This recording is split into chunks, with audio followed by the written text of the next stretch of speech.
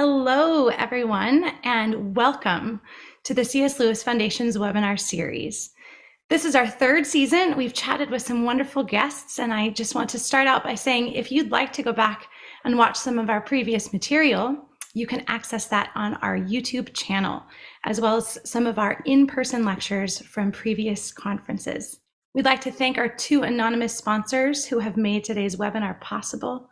Thank you for your gifts and for your kindness to us. I'm Amber Saladin. I'm the Arts and Ministry Director for the C.S. Lewis Foundation. Allow me a moment to introduce you to the C.S. Lewis Foundation. Inspired by the life and legacy of C.S. Lewis, we encourage and equip Christians to live out their faith within the world of ideas and the arts. The goal is for our programs to produce spiritually equipped and culturally literate Christians who are transformative in whatever area they may be called to serve. We meet in multiple locations around the US and the UK, including Lewis's home in Oxford, the Kilns, which we own and operate. Please excuse my doorbell. That's what happens when you live in Manhattan. Our webinar series partners with our in-person events to provide community and engaging lifelong learning year-round.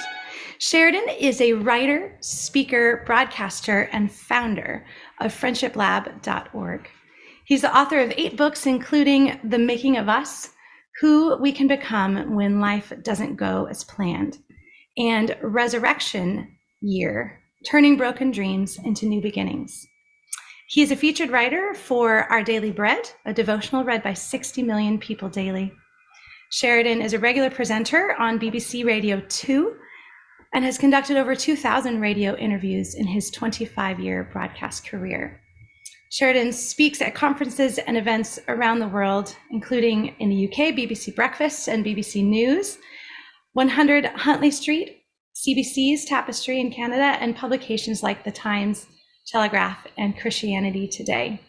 Sheridan is an Australian living in Oxford, England, and we had such a wonderful chat about living in the UK, which I used to do, and all the things that he's learning and how important friendship is. So Sheridan, I'm so looking forward to hearing what you have for us today.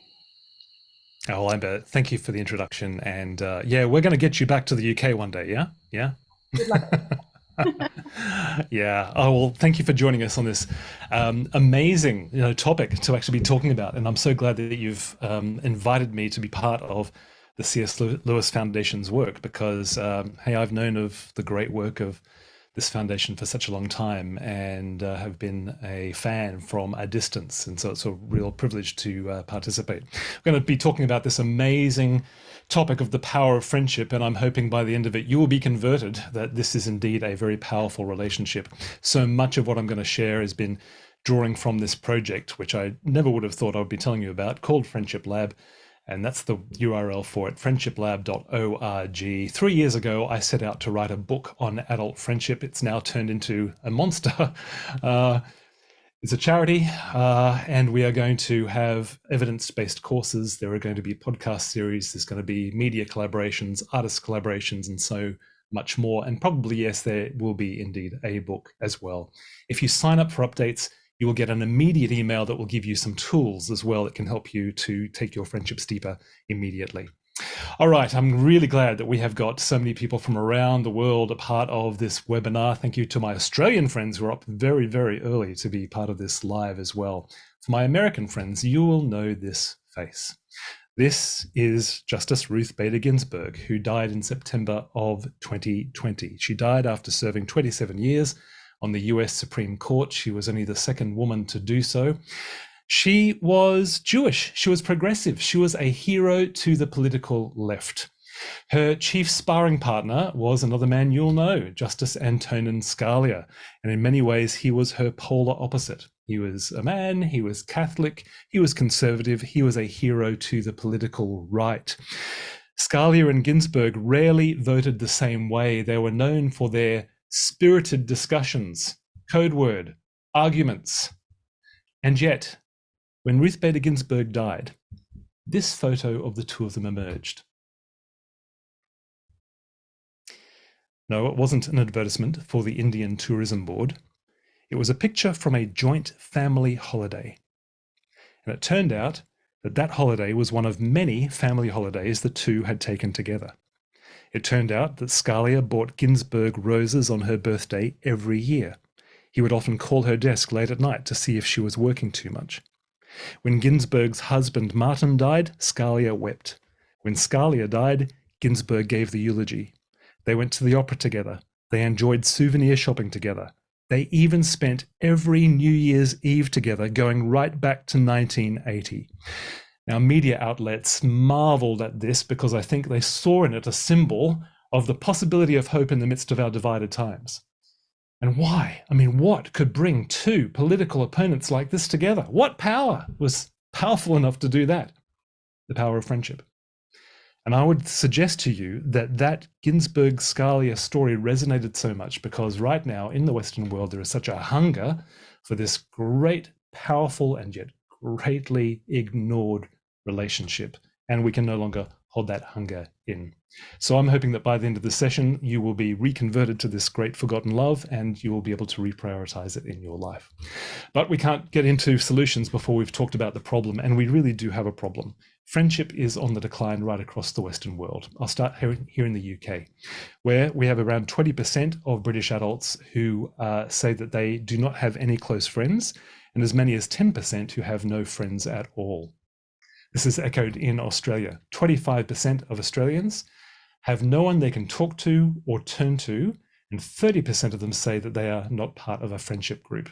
And then for you in America, 20% of adults over the age of 18 are regularly or significantly lonely. That number increases dramatically after the age of 35. And the number of people who say that they have no friends or no close friends has quadrupled since 1990. This is major, a major, major problem.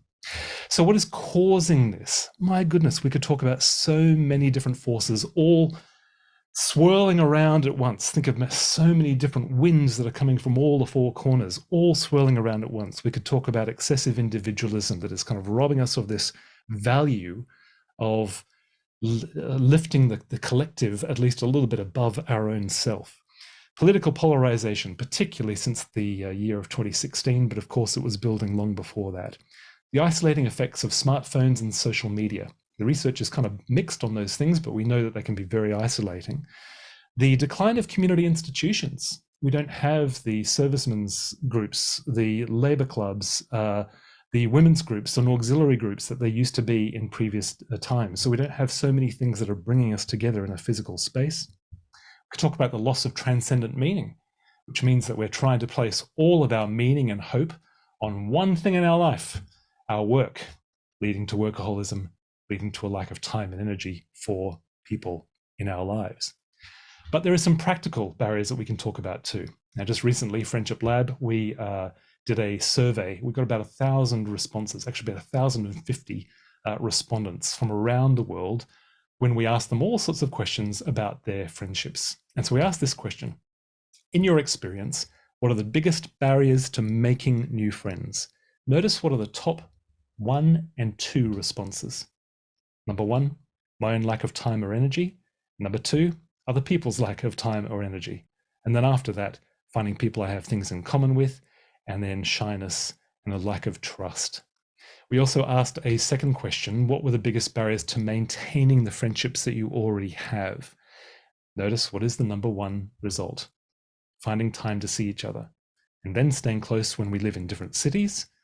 Managing religious or theological differences comes in third, but it's a pretty distant third. Look at that, 13% compared to 72 and 47 respectively. So if you combine all of that research together with other research that has been done, generally there are 4 big practical barriers in the way of people making friends as adults. And the first one is time, having time and energy for other people.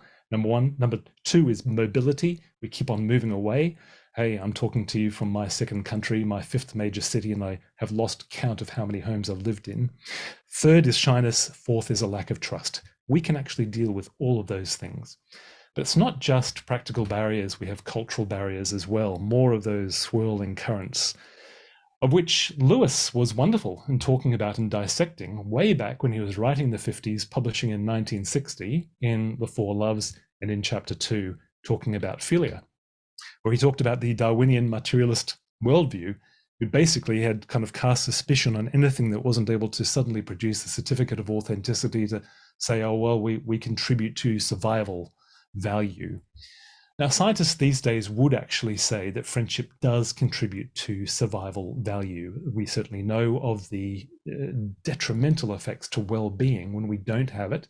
And we know also that there are other arguments to be made about having friends in other tribes across the hill that will allow you to therefore go and hunt in that region when you've used up all the food in your region. So there are arguments to suggest that friendship does contribute to survival value. But we certainly know that C.S. Lewis was right, that it's not the only thing. And you can actually live as a person without friends and you can still survive. We have seen monks and all sorts of hermits that have proven that to be true over the ages. And so the Darwinian worldview would only focus so much attention on those things that perpetuate the species' passed down genes. We could also talk about what we might call the war of loves. Gilbert Meilander has done this quite well, I think, in talking about eros, agape, and philia being in competition. Eros, let's use the terminology for romance or sexuality. Agape, that great sacrificial love that doesn't look for anything beautiful in the person that it loves before it loves them even without demanding anything in return. And philia, the Greek word for love. I think it's really clear that we can say that between those two, what has happened in our culture is that philia has been pushed out by eros. And we can see that everywhere. Open up your phone, open up Spotify, look at your playlists, look at the songs in your playlist, and I dare you to find 1, 2 songs on friendship in the whole of your playlists. Even if you are successful, those will be mere drops in an ocean of love songs. Valentine's Day, celebrated worldwide. We all know the date of Valentine's Day without even thinking about it. Do you also know the date of International Friendship Day? We've got sex ed in schools. How much friendship ed do we have? We have sex columns in our newspapers. How many friendship columns do we have? We have seen that in every way, philia has been pushed out in our culture by eros. Thanks to Freud, we have even seen then philia eroticized, particularly, and that's been particularly detrimental for male friendships. You go back and you read some of the published letters from men writing to each other in the 18th, 19th centuries, and they are overflowing with affection for each other. They're very romantic almost, to our modern ears, to our modern eyes, talking about their love for each other. Then along comes Freud, and he says, there's some sort of hidden erotic desire, hidden sexual desire under every kind of relationship. And from that moment on, men started pulling away from each other, something that Lewis himself explores in chapter 2 of the 4 loves. So we have had that happen, and that's happened even in the church. We have produced book after conference, after course for dating and marriage and family life aplenty. And I thank God for every one of those resources. But name me one resource beyond maybe the occasional book on friendship on that stellar topic. We've done little on it, something that Friendship Lab is going to hopefully redress. But there's a second force. It's not just in culture, it's in church. Philia has been pushed out by agape. Again, doesn't take much to go and see this. How many sermons have you heard over the years, if you're a Christian, if you're sitting in church, been a part of church life for a while? How many sermons have you heard on agape? I bet you've lost count. And rightly so, that great eye-watering love, the love that is of the cross, that loves even though we were yet sinners. There was nothing good and beautiful about us to love, and yet Christ loved us, gave himself up for us. This is a love that loves even if there's no response in return. It's a beautiful love. It's a wonderful love. Now I ask you another question. When was the last time you heard a sermon on friendship? There's good reasons for this. Sometimes friendship has been thought of as very suspect over the years by a variety of different personalities. Probably the harshest critic was the 19th century Christian philosopher Soren Kierkegaard, who wrote in a little treatise called On Friendship, that because friendship sought something in return, friendship by its very nature is preferential. I preference you over other people, you preference me. And because it actually is reciprocal, it's mutual, He said, therefore, it's not only selfish, he even said it was idolatrous. Now, who, as a Christian, wants to be selfish or idolatrous? Another very influential book, probably has influenced many of the sermons that you have heard without you even reading the book, or perhaps even the preacher you've heard reading the book, is a book by Anders Nygren. It goes back to the 1930s, and it's called Agape and Eros. And in that book, Nygren kind of erroneously simplified agape as the good and holy, good, perfect, divine love, and eros as the fallen, selfish love of humanity. And where did he put philia? As a subset of eros. Now, theologians are a lot more nuanced about these things. They recognize there's a lot of overlap between those words over time. Yes, they do define certain sites of meaning, but there is some overlap. So we can't kind of say one is godly, the other one is evil, is of the devil, is fallen. No, that's way too simplistic. And that's where we think we've kind of picked up this whole idea that somehow friendship may well be a selfish thing. Now, you're probably saying to me, hang on a sec, Sheridan. Didn't Jesus in the Sermon on the Mount say, if you only love those who love you back, what reward will you get? Now, that's a good verse. We need to challenge it. We need to explore that. What was he saying there? You know what? That verse, Matthew 5, 46 to 47, was probably really influential in my own exploration of this. Because I was the kid in school who was kind of on the outer the whole time. As Amber mentioned, I was born in Australia, but I was born to British parents. So even as a child, I actually had a British accent.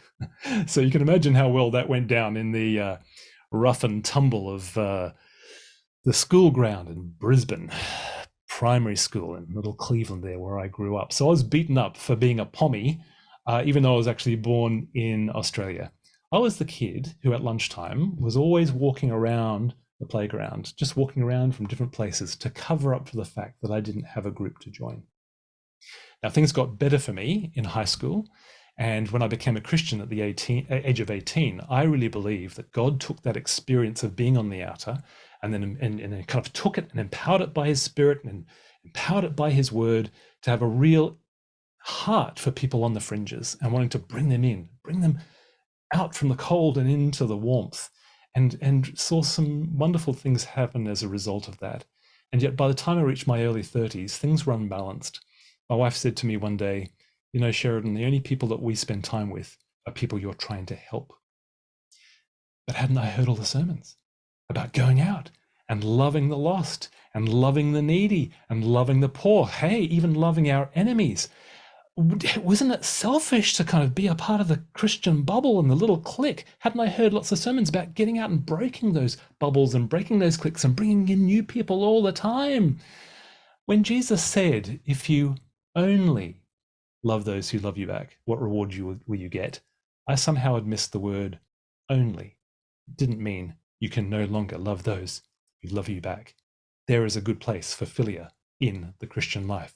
Jesus himself had it and needed it. And I'm not just talking about the 12 disciples, and I'm not just talking about the 72 disciples. I'm talking about a little group of 3, Mary, Martha, and Lazarus. They're not part of the 12, not part of the 72. Go and read John 11 and see the friendship that is evident there between those people. Jesus came and stayed with them, enjoyed them. You can see the kind of conversations that they have. But I digress. I get very passionate about this topic.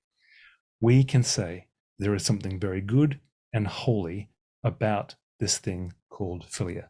Are you with me so far? If you're not, please put it in the chat and let's explore this in the Q&A section. Okay, so what is a friend? Let's come up with a definition because we can't really move forward before we've actually got that in place.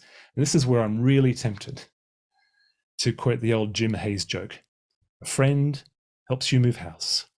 A best friend helps you move a body. Or Groucho Marx, a friend is someone who visits you in jail. A good friend is someone who bails you out. And a best friend is someone who turns to you in the cell and says, boy, that was fun. Here's the definition that we use at Friendship Lab. I have taken it and expanded it from a theorist named William Rawlins at Ohio University. Here's the definition. Try this on for size. A friend is someone I can talk to, depend on, grow with, and enjoy. And every one of those four elements is vitally important. Someone to talk to about the big things and the little things, from football scores and holiday plans to whether I should take that new job, or indeed to share with you the deepest, darkest secrets of my life. Someone to depend on. They are the 2 a.m. friends that we can call when everything has gone wrong. Because that was another key part of my story. In 2008, sitting in a fostering and adoption seminar, my wife and I exploring that whole area as to whether we were going to go down that path. And this very straight talking Sydney sider who was running the seminar, she said, fostering and adoption is very difficult. You're going to need a support team around you. Who can you call at 2 o'clock in the morning when everything has gone wrong? And my pen hovered over that piece of paper because I wasn't too sure who to write in. And that's when I started getting intentional about friendship, when maybe that imbalance was really rectified, started to be rectified in my life, and I started to get intentional about friendship. We need people we can call at 2 a.m. when everything has gone wrong. Grow with, someone to grow with. Aristotle said friendship is the school for virtue, and at its very best, that's what it does. Iron sharpens iron, yeah? We've got proverbs about that. You help bring out the Christ-centeredness that I need to evidence to become the full human being that I need to be. And hopefully me as a friend to you, I will do the same thing to you. And as you encourage me in my callings, and I encourage you in your callings, and as maybe you call me out on a few things that I need to kind of rectify in my life, we grow together and enjoy, whether it's because you make me laugh, or because you've got absolutely scintillating conversation, or maybe because you share my passion for moody European films with subtitles. We have something that brings us together, that we enjoy together. And gosh, isn't this why so many people, when they come along to a C.S. Lewis Foundation webinar, or indeed the live events that you have around the world, including here in Oxford, that people kind of go, oh, this is my tribe, because we've already got a bunch of things in common, a worldview in common, and a whole bunch of things that we enjoy together. Talk to, depend on, grow with, and enjoy. We do this as equals. We do this voluntarily, and this is done mutually. This is a key aspect of what friendship is. Okay, so we've got the problem sorted. We've got the cause explored. We've got a definition now. So how can we actually go about reprioritizing this love into our lives? Let me give you 3 ideas. And again, get your questions ready in the Q&A, because I look forward to that aspect of our session together. Number 1, recognize friendship as a sacred calling. Scripture has so much to say about friendship, from wonderful portrayals from David and Jonathan and Ruth and Naomi, from those passages I've already mentioned about friendship too. But perhaps nowhere else does this theme reach its pinnacle than John 15, where Jesus says those very famous words, I no longer call you servants, because a servant doesn't know his master's business. Instead, I have called you friends. For everything that I learned from my Father, I have made known to you. Everything that I've heard, I have spoken, I have disclosed, I have talked to you about. Someone to talk to. He goes on and says, my command is this, love each other as I have loved you. Greater love has no one than this, to lay down his life for his friends. Someone to depend on. You didn't choose me, but I chose you, and I appointed you so that you might go and bear fruit, fruit that will last, fruit, growth, someone to grow with. And he says, if you keep my commands, you will remain in my love. I've told you this so that my joy may be with you, and that your joy may be complete. Joy, someone to enjoy. All the elements of our definition are right there in John chapter 15. Jesus calls us his friends, and then he says he wants this friendship passed on. The way that I've loved you, I want you to love other people. Friendship is a sacred calling. See it as such. Secondly, develop a genuine interest in others. And I cannot underscore the genuine there. It's not just about having listening skills. That's good. It's having genuine interest in others. People are a whole universe of stories and experiences and victories and failures and attempts made and lessons learned. And if you spend some time getting to know each one of those people and drawing out the different planets in that universe, you will find that there's so much to explore, so much to enjoy, so much to learn from. In fact, the research says they may even hold your next job prospect. When you meet somebody new, sometimes they are the best people to point you to the next stage of your life. If you develop this genuine interest in others, out of this will come a real desire to ask great questions and listen deeply, and then to play relational ping pong, conversational ping pong, where you don't dominate the conversation as so many people do, but you pass it back to them. And then when it's right, then you take it back and you converse a little bit more and you pass it back to them so that you get to know each other and develop a rich, intimate relationship together. And then thirdly, intentionally cultivate your contacts. Keyword here is intentional. One of the biggest myths about friendship is that it's organic. No, it's not. After the golden years of high school and university, when we're all in the same room, we've all got the same timetables, and we're kind of all in proximity to each other, there is no such thing as organic friendship. You have to be intentional about it, especially when you start moving around for work and things like that. Prioritize it in your diary. Yes, we are all very busy. But you know what the latest research says in terms of the amount of time that we spend watching TV or streaming video alone? 5 hours, 15 minutes per day. So if you have time for Facebook, Instagram, TikTok, and Twitter, if you have time for Netflix, iPlayer, Disney Plus, and Amazon Prime, if you have time for YouTube Shorts, Instagram Stories, Reels, and LinkedIn videos, if you can binge watch the whole series of Squid Game and watch endless reruns of Big Bang Theory, you have time for friendship. So prioritize it in your diaries. And then be intentional about how it forms. This is how a friendship forms in kind of a graphic mode.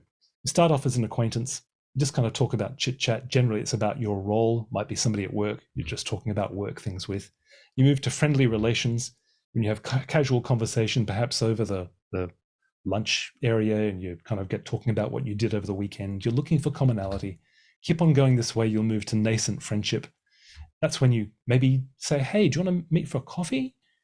Maybe you want to meet for a drink at a pub, or maybe you want to have a meal together, have lunch together, and you're sharing a little bit more about your lives. Keep on doing that, and you finally move to friendship. Notice that this isn't part 2, this is section 4. It takes a little while to develop a friendship, somewhere between 50 and 60 hours of socializing just to move to this stage.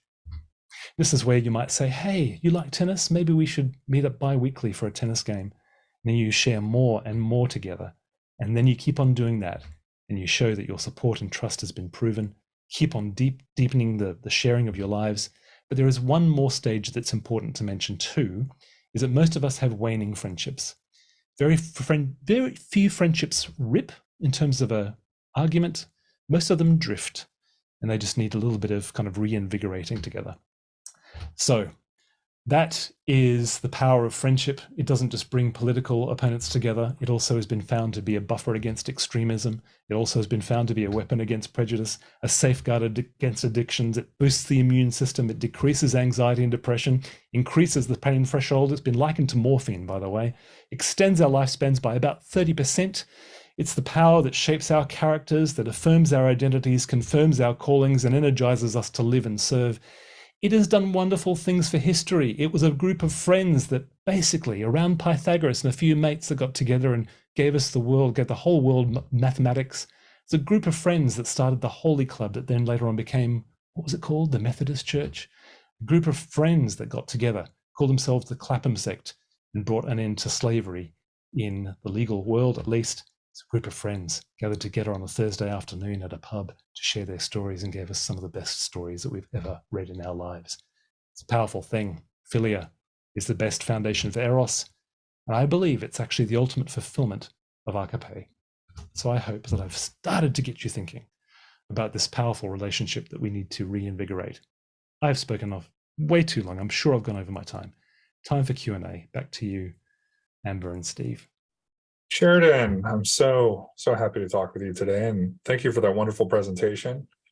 I'm going to start with a Lewis quote on friendship from one of his letters. Is any pleasure on earth as great as a circle of Christian friends by a good fire? So I don't know how we get the electronic fire going. I'm sure there's some app for that, but it's a pleasure to have you with us, friend. And with you, it really is, because we're coming at a shared base, aren't we? I know, Steve, you and I have had what, a couple of conversations now. We've Mhm. never met in person, never been in the same room yet. And yet I know that we share a whole bunch of things. We share our faith, we share our love of C.S. Lewis and all the impact that, and we've got an interest in this whole area. He was absolutely right. Absolutely. So everyone, the questions are starting to come in. If you have a question, please ask it in the Q&A, and I'll get to most of the questions, as many as we can fit in the time we have together. So I have a question to start out with of my own. I've been told by a wise pastor at some point or another that marriage is the crucible of spiritual growth, or a lack thereof. How does friendship work with spiritual growth in our own lives and those of our friends? Hmm. I actually think that this is where the real genius of Christian faith comes into philia, Hmm. because at least in its depleted forms, of course, as much as Aristotle said that, philia can be a school for virtue, Lewis rightly said it can also be a school for vice.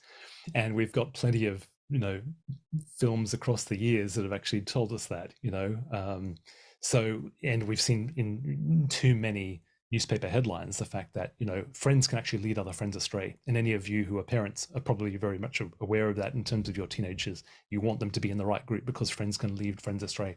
So this is where I think the gospel brings some wonderful safeguards and some wonderful transcendent values in place, is that we are friends together under the lordship of Christ. And so I'm not going to lead you to do something in which is going to be against him, which is ultimately then against you, ultimately, even if you want to do it.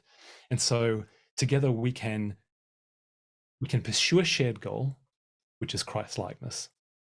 That is the essence of spiritual growth and spiritual formation. We can pray together. Is there anything more intimate than praying together? Mhm. Then we actually get together and really share the things that are on our hearts and what we need prayer for. And then we pray together. How powerful is that? How many friends go that deep?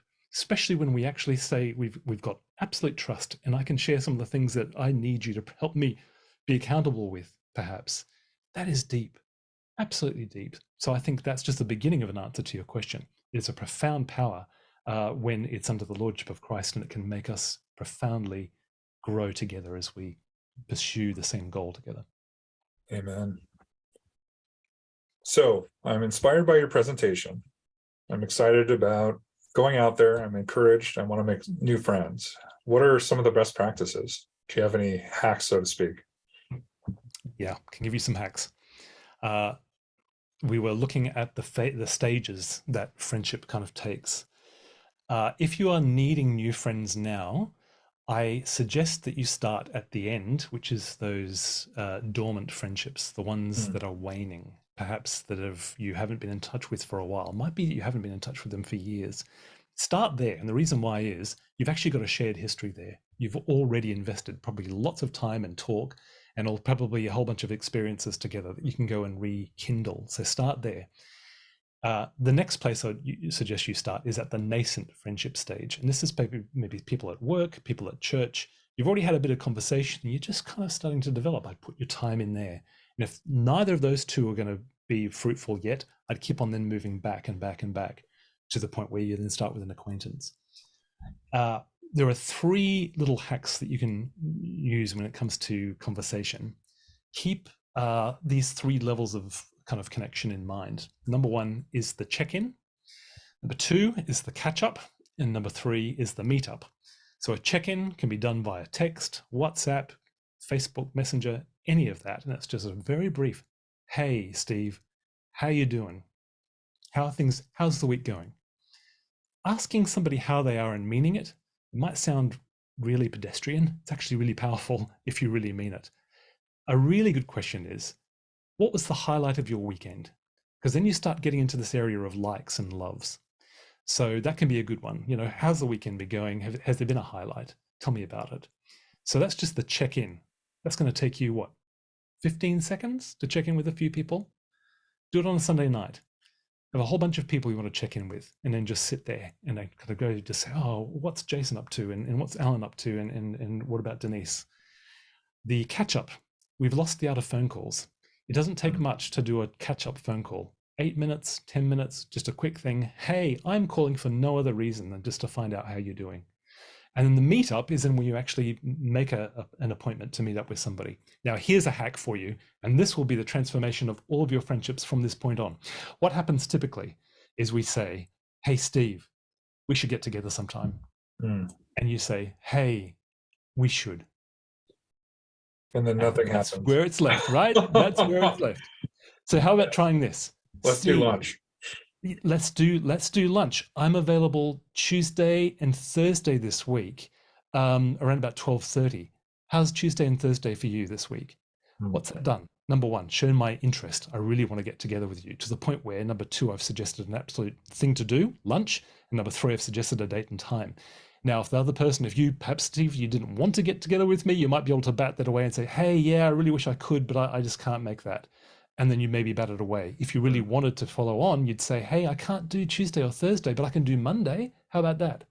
And that gets us actually to, setting a date and getting in the same room. Very good. So actually making that time to make the appointment right at the ask, so to speak. So we have quite a few questions related to negative issues with friendships. So I'm going to try to pair all these together. We're getting a lot of good questions in the Q&A. So one of them is kind of dealing with past experiences with friendships that, well, let me ask the question. So Tom Felton asks, how can we work through the effects of negative or bitter friendships and how they can color our view of entertaining new ones? Such a good question, Tom. And of course, a very common question. Remember, what was that fourth barrier to friendship? And it was all about lack of trust because of bad past experiences. That's one that comes up in Q&A all the time. Look, I'm still learning the answers to some of these questions, so I don't want to be considered the expert on this all yet. But there's a couple of things that we can say right from the word go. We mustn't let them have a second win. So they betrayed us, or something went wrong. There's the work of forgiveness, and I'm just going to simply pass that one by because the majority of people on this call will probably be Christians, and so we know that there's a work of forgiveness to actually do there, including perhaps raising with them what actually has happened. And that's a key point. Actually, most friendships, after some sort of disagreement, generally fade away because people haven't actually raised the issue. So if it hasn't been raised, a really helpful way is to say, hey, the other day, can I just raise something really quick? I just want to raise this because I don't want it to become something that, gets in the way of stuff. So, the other day when you said this, it made me feel this, I felt this way. I just was wondering whether we could talk about that. So you talk about the incident, specific incident, how you felt as a result, and whether you could talk about that, and then actually get to a point where you might be able to resolve and say, would there be a different way that you could say that next time? So you then start to raise that. So try and actually resolve the issue with the person beforehand. Okay, let's put that aside now. Once you've done that, then we need to really be mindful of the fact that the world is not like that person who betrayed us. And if we are to let that color all the friendships that we could possibly have from this point on, we're going to be the ones who miss out. And probably the other person's going to be missing out on our friendship, where we could be a really good friend to them. Also, another third thing to kind of mention would be that trust is built slowly. And so we don't want to go all in with a new friendship. Remember that model. Trust is built just generally in friendship, and especially after a betrayal, we want to throw out a couple of very small opportunities to actually have our friend be able to respond in trust, and we can test out their trust. Cicero was great about this kind of that we needed to kind of test out friends just very slowly. I'm not talking about putting them to a test, but just share something very, very small that you can entrust them with that wouldn't be hugely detrimental if they were to unfortunately betray that trust. The majority of times, 99%, those people are going to be okay with that trust. But build it up, and that will build up your confidence too. So I hope that's the beginning of an answer to the question. Thank you. So we also have a group of questions that deal with, I'd say, on one hand, fear of rejection of the friend and knowing when you're being rejected, and on the other hand, issues of, like Sarah has a question about how do you deal with a friend who dominates the conversation. So issues of maybe incompatibility on both sides, fear of rejection, that someone is finding you maybe annoying, or something that they're doing doesn't foster the friendship on their end. How do you deal with those sorts of things? All right, so there's a few ones there. So in terms of the fear of rejection, was it? Yep. So that's a big one. Again, fear is a big player in all of our relationships, and especially when it comes to making and maintaining friendships. So when it comes to the fear of rejection, if you again kind of go step by step, that you'll find that if you are offering something here and here and here, it's not like you're jumping all in and they're kind of, it's almost like the equivalent of them declining a marriage proposal.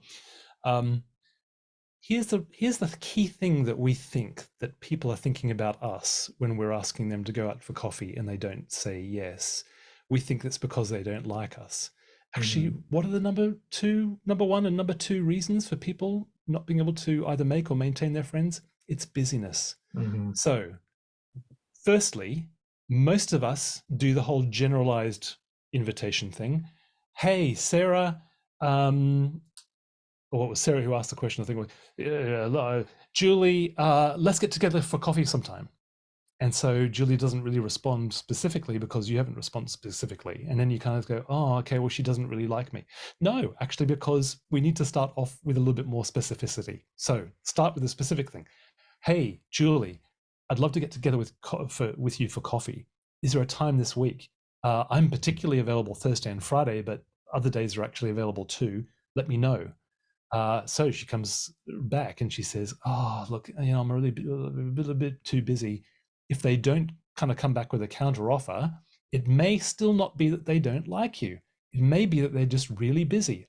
I've been in that situation where it's just been too much on that week. Right now, I've got messages that I haven't replied to because it's just been a busy couple of days, and it's not because I don't like them by any means. So the whole idea that they haven't responded or they might reject me and that's because of me, normally it's due to a lack of specificity or a lack of time on their behalf. There is something called the liking gap. Psychologists have studied this and found that people like us more than we think. And so you can take that knowledge into your interaction, into your invitation, your specific invitation, and you can just start off with the belief, knowing that people are going to like me more than I think they're going to like me. Most of the time it's not. Now, the second question was related to, remind me? Friend who dominates the conversation, but more broadly, friends who, don't really allow kind of an equal partnership, so to speak. Yeah. I need to do a lot more research on that particular one because that's a common one. So again, some tentative responses here. Sometimes it's because we're not a little bit more affirmative that we need to be. Sometimes we need to be a little bit more assertive ourselves, and so be able to kind of inject a story or an experience into the conversation. You can do that simply by saying, hey, there was something I wanted to talk to you about. And so that generally they'll go, oh. Now, if you don't have something that important to follow it up with, that maybe not be the best line, but it can be a really good one. Hey, there's something I wanted to talk to you about. The other one can simply be, I must tell you about this thing that happened to me last week. So it can kind of just be a little bit of an on-ramp and saying, I've got something that I'd really like to share with you. Now, some people are just dominating people, and you'll get a few sentences in, and they'll be then talking and saying how the same thing happened to them, and off they go with another story. There is a time in the right time, to be able to sit down with a person and say, I really enjoy our times together, but sometimes I do feel like I don't quite get listened to. Now, I would say that you want to do that probably after maybe 2 or 3 times of trying other efforts first, and just to let them know that you really value the relationship, you really enjoy your time together, but sometimes you come away saying, oh, there's a few things that I really wanted to share and I never really got to share them. So those can be some starting points, things that you can try. That's the reason why we're calling this the Friendship Lab, by the way, is what happens in labs. You try experiments and you learn from them. And if they don't work, you try something new. So if you don't succeed the first time, learn from that, try something new. Well, we have a lot of questions, and I have 2 or 3 more that I'm going to ask. But I want to take this opportunity to have some announcements for the foundation. Let me tell you quickly about a couple of events we have coming up. Our next webinar is going to be Thursday, March 16th. C.S. Lewis scholar Jerry Root is going to be joining us. He'll be speaking on C.S. Lewis and objectivity. Sounds like a little bit of a heady topic, but I assure you, Jerry is a very entertaining and engaging speaker. It's going to be a good time. So Thursday, March 16th, mark your calendars, join us for that if you can. Summer seminars. This summer in Oxford, we have 5 spots left. So there's just enough space and time for you to still sign up. So you get to go and spend a week studying C.S. Lewis in Oxford at the Kilns, which was his home in Oxford. The dates are July 30th through August 5th. So go check that out. Again, cslewis.org, sign up, join us. We'd love to have you there. And then stateside, we have the C.S. Lewis retreat returning again this year. That will be October 13th through 15th. We are, as usual for this retreat, we'll be in the Piney Woods outside Houston, Texas at the Camp Allen Conference and Retreat Center. Registration will open in a couple of months. In the meantime, again, mark your calendars, October 13th and 15th. And that's it. Back to you, Steve. A couple more questions, and we'll go a little bit longer because we have so many questions on this. So if that's okay with you, Sheridan. I'll take as many questions as people have. Love it. Yes. So we're getting kind of a series of questions, and I have my own as well, on kind of a variety of friendship types. So, there, on one hand, there are sometimes more controversial friendships, whether that's because of issues in our culture or, beliefs of the church. For example, how do we deal with friendships between Christians and non-Christians, between men and women? But also, we have a couple questions about friendships, especially with technology now, with people in other countries, with other languages. So can you speak to kind of maybe those three topics? So men and women, Christians and non-Christian friendships, the whole idea of unequally yoked, in there, and then also among different cultures, international friendships. Right. Yeah. Okay. We got. I know that could go on. That could be the whole books. But yes. Whole book length I'm sure. treatments of each one of those things. Okay. Friendship across difference. So we know that the great need at this present moment is that we are able to develop more friendships across differences, whether they be political differences, cultural differences, racial differences, that we need to do that. There are some wonderful potential friends on the other side of those, quote, differences. It's very easy. The reason why the Kierkegaards and some of the other monks, throughout history that were a little bit cautious about friendship, there was a grain of truth to what they were worried about, is, people becoming all kind of obsessed with their own little kind of friendship cliques. No, we want to expand our circles of friendship while recognizing that we still only have enough time and energy as finite created beings to invest in only a few. When it comes to friendship across, let's talk about between male and female. So we know that in general, friendship is same sex. And that actually goes back right to childhood. You see that even toddlers, when they start reaching out to others as friends, it almost completely inevitably, it's male to male, female to female, before they've even been socialized to think along those lines. Now, that doesn't say that we can't actually have wonderful, rich, vibrant friendships across the sexes. There, of course, can be that potential for there to be some sort of sexual chemistry and for that to be sparked. Friendship between sexes can be wonderfully ring-fenced, I think, when both people, or at least one of them, is married, because that kind of gives you a lot more freedom And then there's other people that kind of know about that friendship and can enjoy it and celebrate it for what it is. And of course, always checking our hearts and recognizing when, if something like that is growing further. I know a colleague, I'd say nascent friendship for me, for whom she actually had to name she had a very close friend with another pastor. She's a pastor. And feelings were starting to develop. And so they just had to simply get it out there and actually express it and make it very clear this was not going to go any further. And that was enough for them. So sometimes it just needs to be expressed. Between Christian and non-Christian. Firstly, a caveat about friendship evangelism. Sometimes in churches, when we've talked about friendship, and particularly about befriending people who are not Christians, it's been in the context of evangelism. I'm a little bit concerned about that. That suggests that friendship is a means to another end, which is conversion or evangelism. Friendship is a good in and of itself. Now, as part of our loving our friend, what is that third one? Grow with. And we know that the best thing possible for our friend is to have a relationship with the living God who comes and empowers our life by the Holy Spirit and fills us full of love and joy and peace and patience and kindness and goodness and self-control and meaning and purpose and direction and adventure. So it would just be part of our love for our friend that then we share the gospel with them because we want them to be the whole person that they can be. There are definitely points in which we may not be walking along the same path. Friendship at its best can incorporate that and can say, I don't see things the same way. And in fact, on this matter, maybe you're going to vote a very different way to me.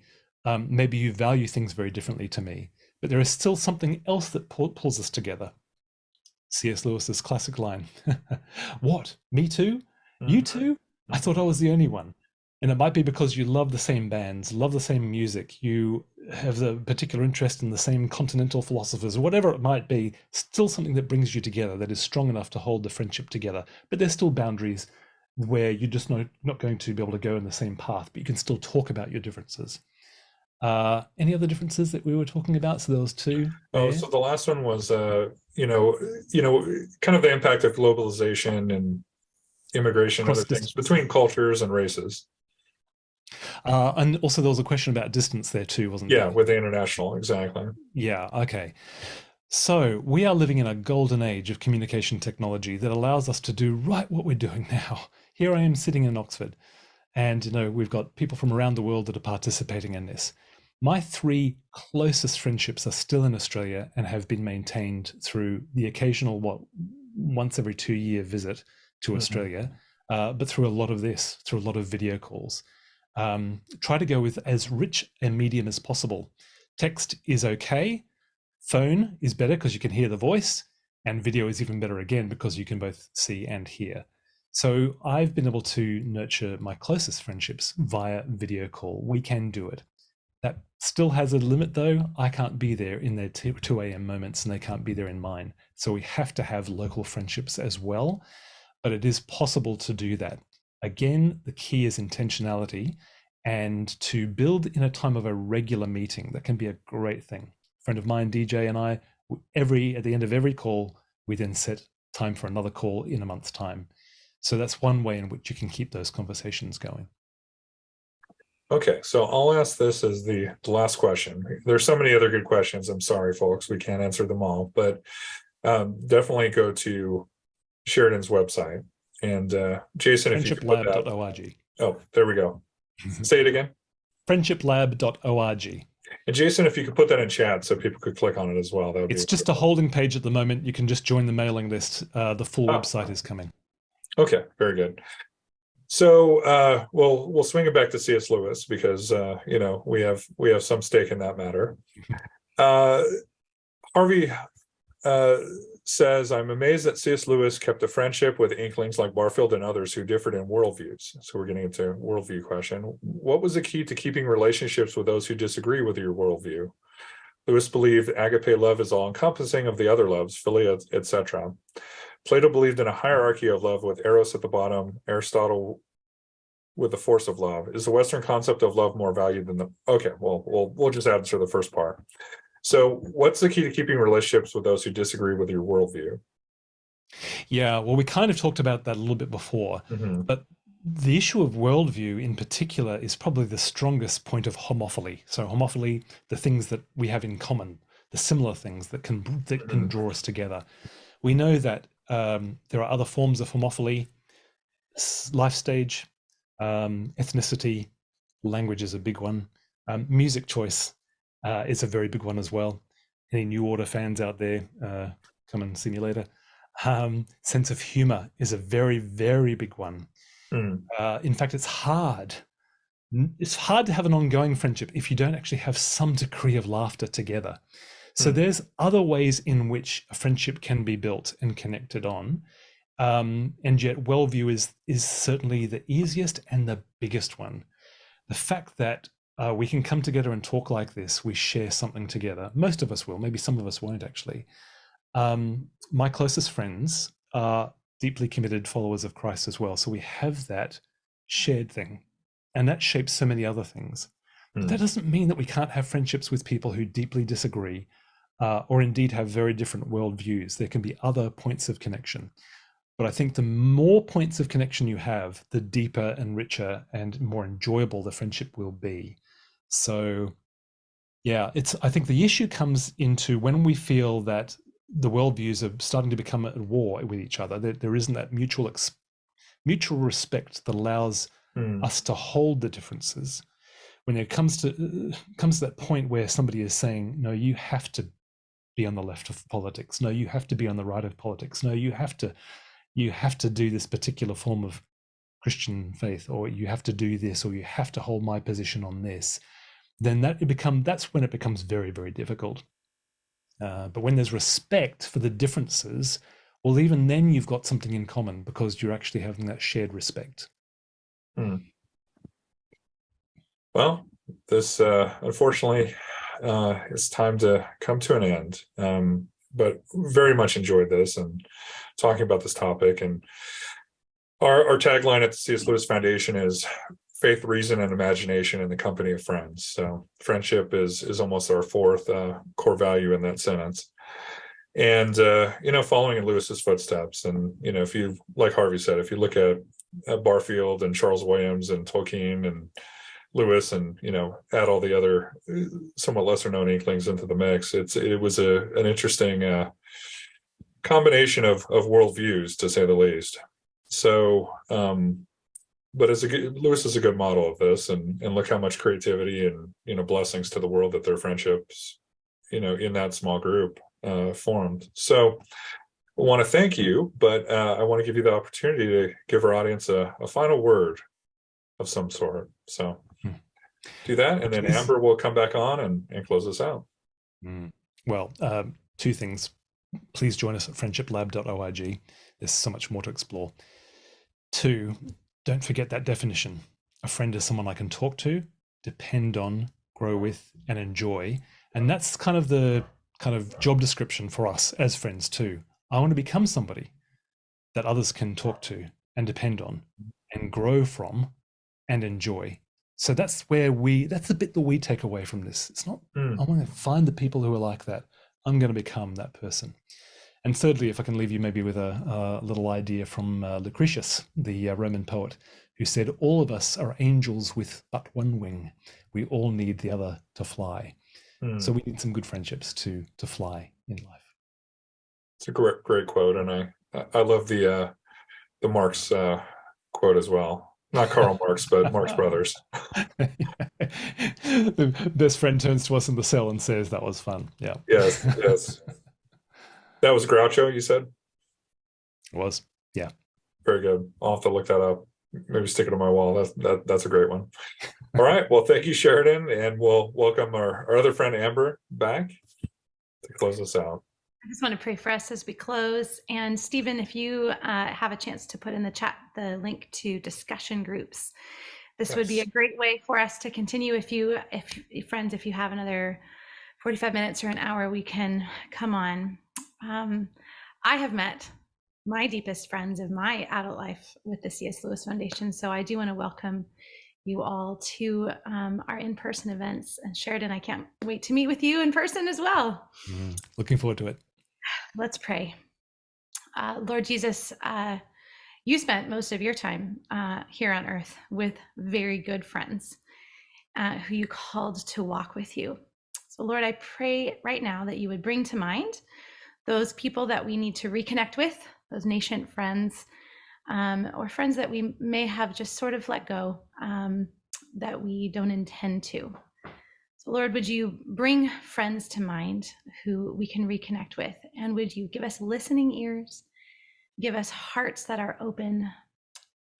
Would you help us to reconfigure our time, even in little ways, that we might be encouraged and we could be an encouragement to others. We want to use this time on this earth, our time on this earth, well, to encourage and strengthen others. We pray your blessing also on Sheridan and his work and his friends and friendships and the work that he is doing. Would you bless that? Thank you for this time this afternoon, evening, and morning. In your name we pray. Amen.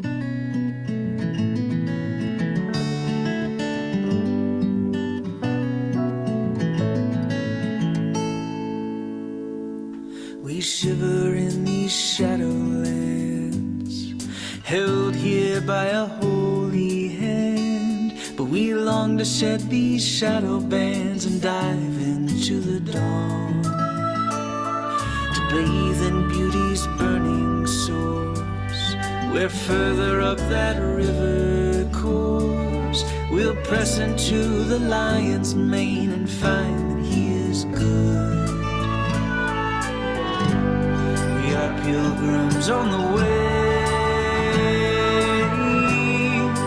oh, beneath these countless stars, through the valleys of the sun, ever onward to our God, in our true